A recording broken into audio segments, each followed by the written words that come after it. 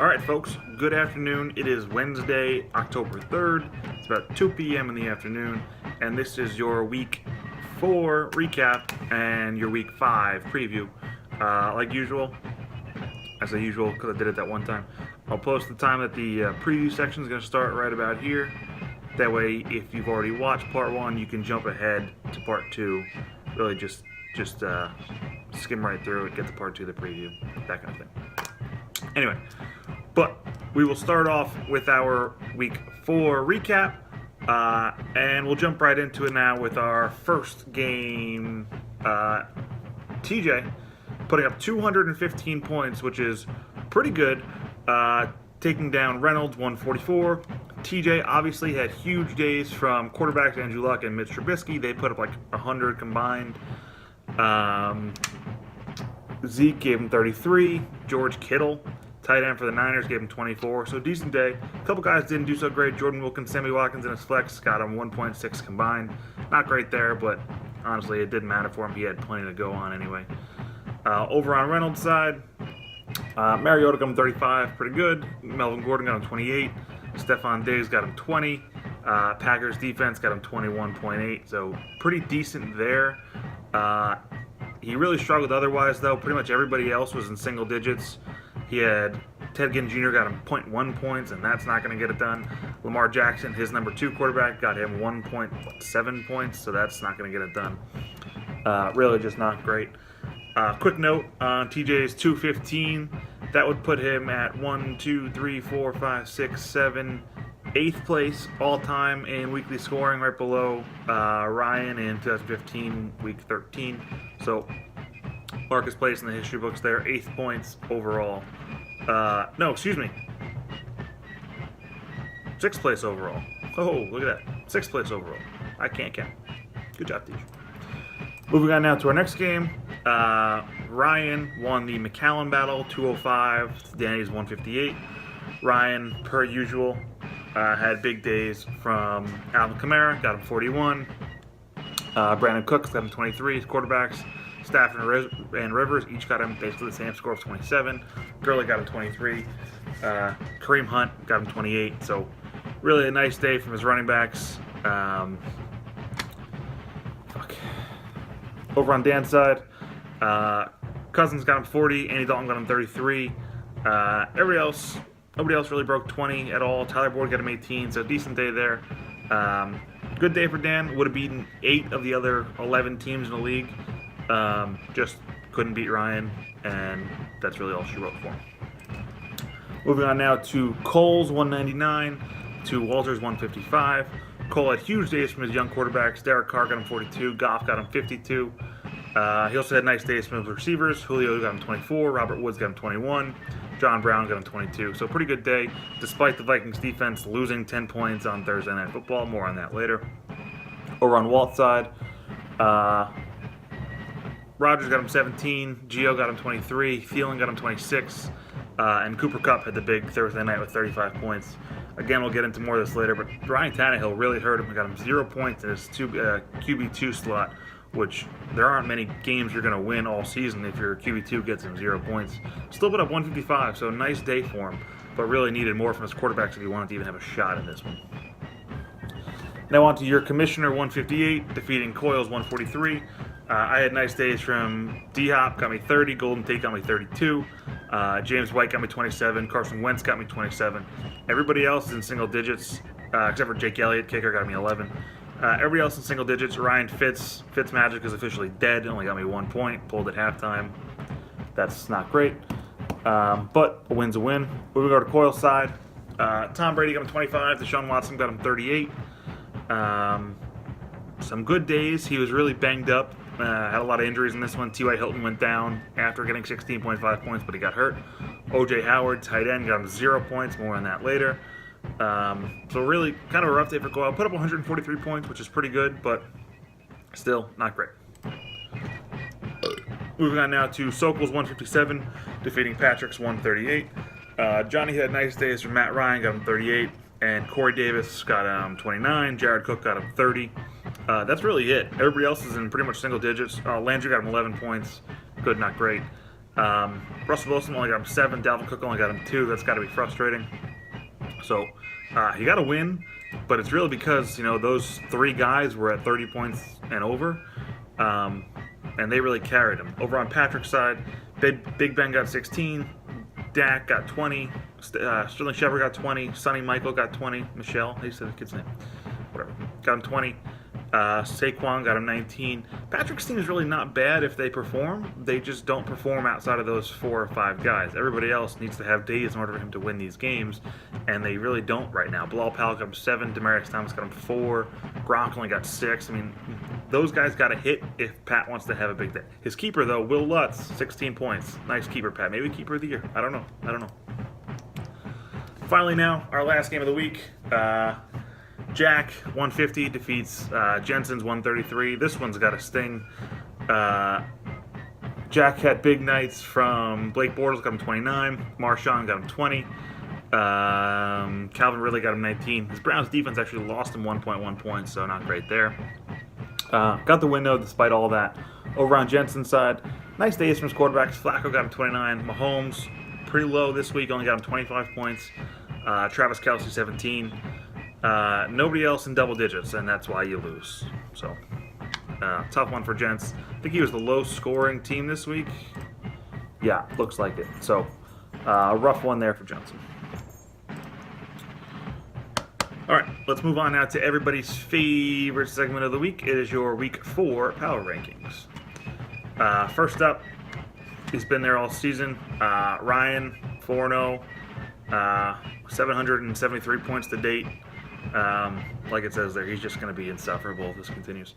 TJ, great week, up to 3-1, moved up a spot.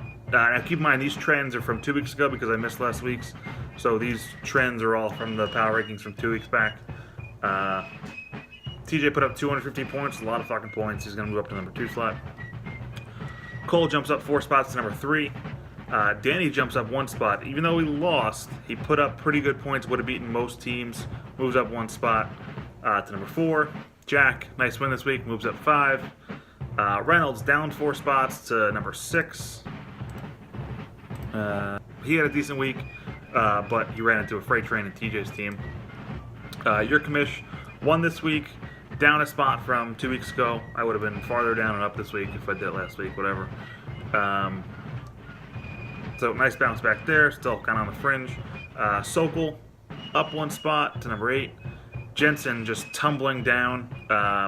We'll get more into Jensen and his whole drama this week later. Down 5 spots. Walter at 10 moves up 2 spots actually.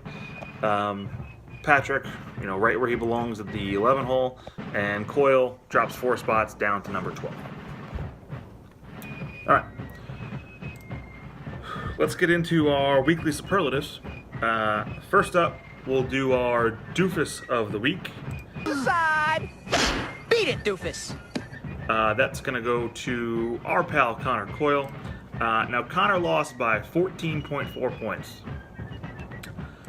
Trey Burton, tight end for the Chicago Bears, finished on Sunday with 86 yards on 2 catches and a touchdown for 15.6 points. If Connor were to put him in the game, as he should have, he would have replaced O.J. Howard's 0 points and thus beaten me, your commissioner, by about 1.2 points in total. Fortunately for Coyle, he doesn't do that. He keeps O.J. Howard in, who gets hurt immediately, doesn't have any stats, and you'll lose that week for that way.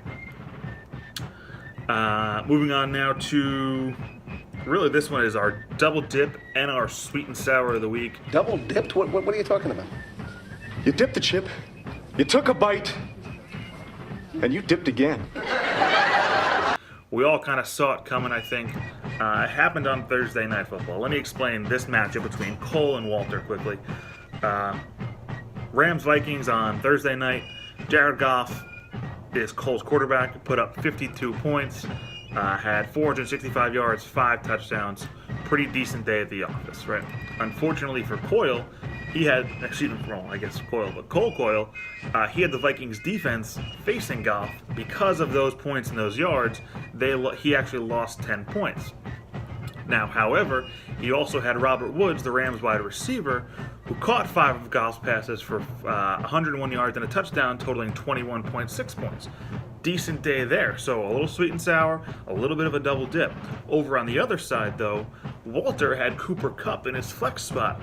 Kupp caught 9 balls for 162 yards and 2 touchdowns, totaling 35 points. A little bit more sweet and sour there with Kupp and Goff's points.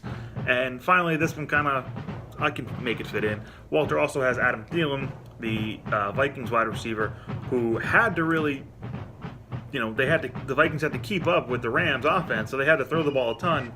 Thielen finished with 8 catches, 135 yards, and a touchdown for 26.5 points. So, because of the high-scoring game on this one, really what happened is Cole's quarterback and wide receiver scored a ton of points. Walter's wide receiver scored a ton of points. Cole's defense lost a ton of points. In the end, doesn't matter. Cole beats the shit out of Walter by like 44 points. All right, we're going to stick in the same game here. We're going to move on to our worst of the week. The worst. She's the worst in the world. This one's going to go to Walter's quarterback, Ryan Tannehill. Tannehill finished with 11 completions on 20 attempts for exactly 100 yards, no touchdowns, 1 interception, and 1 fumble. That, folks, totals you down to 0 points. Let's jump now to our 1-2 punch. Who's getting better here in this round, though? This one should be pretty obvious. TJ's quarterbacks, Andrew Luck and Mitchell Trubisky, combined for 818 yards and 6 touchdowns, totaling 103.2 points combined. They basically almost beat Reynolds all on their own. That one's pretty obvious. And finally, our MVP of this week. Only me get pizza every game. MVP. Valuable pizza. Gonna go, unfortunately, to Bears quarterback Mitchell Trubisky on TJ's team. Trubisky finished with 354 yards and 6 touchdowns on Sunday, totaling 58.5 points. All right, let's now jump into our Week 5 preview. We'll start it off this week with, I'll say, the internal drama here in the YOLOFIsh.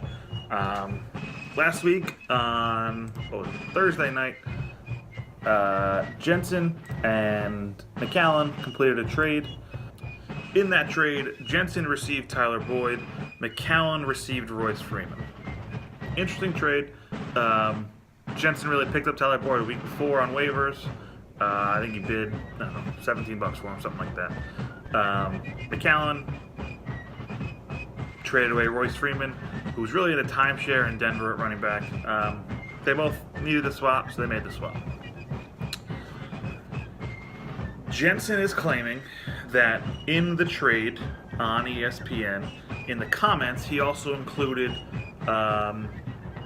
some conditions for draft pick trading as well. He is saying that in the body of the message, I said my 7th round pick for your 6th. He admits, I have no evidence of this now though because my profile is not linked to my email. Whatever that means. Everybody's profile is linked to their email. I don't know what the fuck he's talking about. McAllen, and I actually checked McAllen's settings, has email notifications off. Now the reason I say that is because when you receive a trade on ESPN, typically if you have email notifications set to on, you receive that trade in an email saying blah blah blah, propose a trade to you. It says the trade players and then any of the comments that the person who initiates the trade makes underneath that. McAllen has his emails off, therefore he never got an email with any of the comments. All he got was the notification on the app on his phone, which does not display any comments whatsoever. So Jensen putting in the body of those comments, my 7th for your 6th, does absolutely nothing when they haven't discussed that at any point in time. They've never mentioned it other than Jensen putting it in the body of that email, in the body of that trade, which, as he admits, he has no evidence for. Therefore, I have no choice but to rule in favor of McAllen on this one because there is no evidence of what Jensen says happened. Really just another case of Jensen being Jensen, not understanding how, trade work, how negotiations work, just throwing things around willy-nilly, or thinking that he threw things around willy-nilly without any actual evidence of it happening. So, what's done is done. The trade goes through as it's listed. No draft picks accounted for. Let's move on now to our injury roundup quickly. There's a bunch of them in the league this week. Just quickly going down the line, Leonard Fournette came back this week in week 4, got hurt again, so he's back to being doubtful. Gronk has an ankle injury, he's day-to-day. T.Y. Hilton left that game in week 4. He's doubtful for week 5 with a left hamstring strain. Will Fuller got hurt. Tyler Eifert snapped his leg in half. He's done.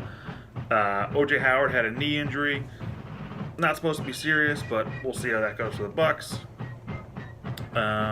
Joe Mixon's supposed to return this week, probable for week 5 after getting his knee scoped, 4 weeks ago. Devonta Freeman has a knee bruise. He's day-to-day probable. Chris Carson's questionable. Greg Olsen, who, broke his foot or some shit in week 1, or in the preseason maybe even. He's doubtful for week 5, but he's practicing today, so that's good signs there. Going down the list, anybody else that matters? Larry Fitz isn't recovered, but he's going to play because they're just idiots there. Yeah, that's all I really see. Over on actually, that's not true. On the Packers, and these are recent, pretty much their entire wide receiver core is banged up. Randall Cobb pulled his hamstring. Geronimo Allison has a concussion. And added to the injury report today, because I'm an owner and I have inside scoops, no big deal. Devontae Adams pulled his calf or some shit in practice, so he's on the injury report now, so that's not great. Overall, though, not a ton that we're not used to seeing, but keep an eye on those ones if you have guys coming back or that are doubtful, questionable for week 5.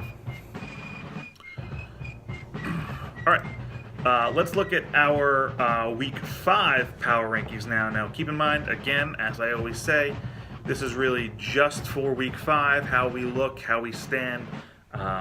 Basically our projected scorings and where we'd rank, only looking at week 5. Only looking at week 5 now. No surprise here, Ryan is at the top, followed by Cole, Jack, Reynolds, your commissioner, Jensen's in 6th. At the bottom half now, we have Patrick, then McAllen, Coyle, TJ's at 10, Walter's at 11, and Sokol is at 12. All right. Now, let's move on to our Week 5 preview finally. As always, we're going to go in order of spread based on ESPN projections. Shout out Mike Clay. Our biggest spread of the week looks like it's going to be Reynolds as a 17-point favorite taking on Walter.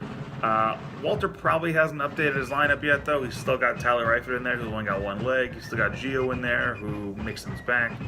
So this line should shrink a little bit, but regardless, I think Reynolds has got this one all but locked up.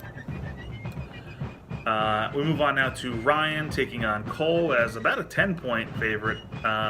This one's pretty close, closer than I thought. If Goff can have a big game again, really especially targeting Robert Woods, then Cole might have a shot in this one. He's really got to keep pace with Ryan, though, and projected at 170 to 160. I don't know if he can do that. Now, your commish is a 7.3 point favorite, taking on Sokol.